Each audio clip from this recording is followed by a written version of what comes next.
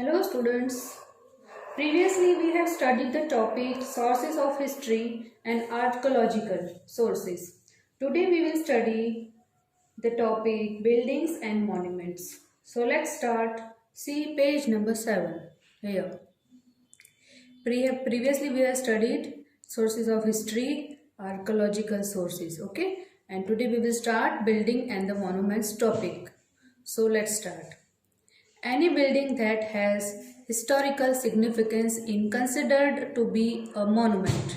It may be buried as in the case of Harappa and still standing like a red fort in Delhi. They must be in the form of temple, forts, places, etc. They provide useful information about the development of the art and the architecture as well as the social, political and economic life of the people of those days. Some important buildings and monuments of this period are Qutub Minar, Buland Darwaza, Red Fort, Taj Mahal, etc. See, here are the pictures of Qutub Minar, बुलंद दरवाजा, red fort and Taj Mahal, है ना। ये सभी हैं, उनको monuments बोलते हैं ना। मतलब इस पैराग्राफ में क्या कह रहे हैं बिल्डिंग्स और मॉन्यूमेंट्स के बारे में कि इमारतें और स्मारक बोलते हैं जिसको, है ना, बिल्डिंग और मॉन्यूमेंट्स को। तो इमारतें और स्मारक किसी भी इमारत को का ऐतिहासिक महत्व होता है जिसे एक स्मारक बनाया जाता है।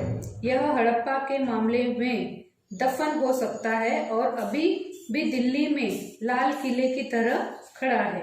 वे मंदिर, किलों, महलों आदि के रूप में हो सकता है। वे उन दिनों के लोगों के सामाजिक, राजनीतिक और आर्थिक जीवन के साथ साथ कला और वास्तुकला के विकास के बारे में उपयोगी जानकारी प्रदान करते हैं।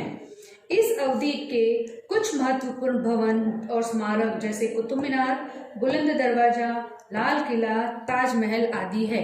यानी कि वो किस समय के बने हुए, किस सेंचुरीज के बने हुए, वो आज भी हैं। तो वो हम आज भी उन महलों को और मॉन्यूमेंट्स और बिल्डिंग्स को देखते हैं।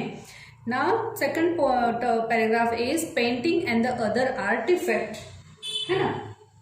यानी कि paintings are another sources of the history of this period.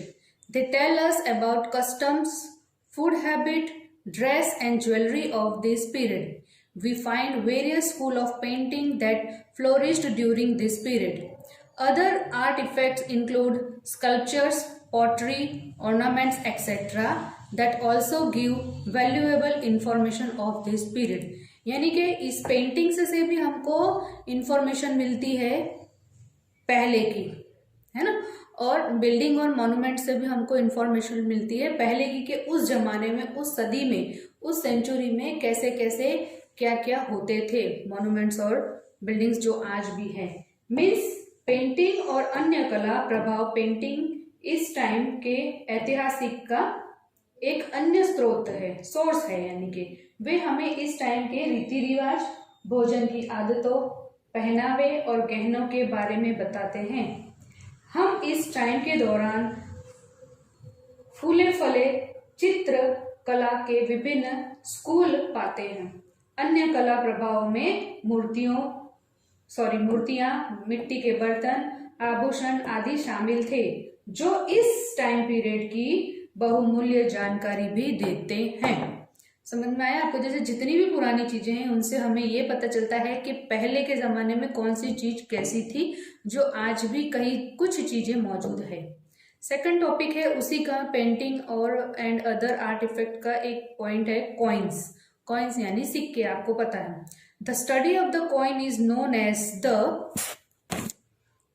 Numismatic. Coins tell us about the king, the extent of their empire, economic status of the kingdom, dates, languages in the use, trade, art, religion, literary. Turn the page number 8.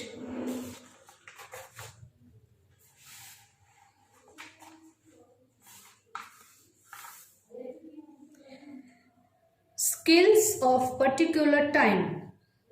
समझ में आया आपको? यानी यहाँ पे क्या कह रहे हैं कि सिक्के के अध्ययन के बारे में बताया है ना। सिक्कों के अध्ययन को क्या कहते हैं? न्यूमिटमास्टिक के रूप में जाना जाता है। सिक्के हमें राजा, उनके साम्राज्यों की सीमा, कला, धर्म और साहित्य, राज्य की स्थिति, व्यापार आदि के बारे में बताते हैं, है ना। फिर है यहाँ पे द्रव्य प्रशिक्षात। A coin was written during the reign of Alauddin Khilji. It list the coins minted during his reign. यानी कि एक विशेष स्मारक के एक विशेष समय के से कौशल थे। द्रविड़ परीक्षा, है ना, ये क्या लिखा है? द्रविड़ नहीं, सॉरी, द्रव्य परीक्षा एक विशेष रूप से थी।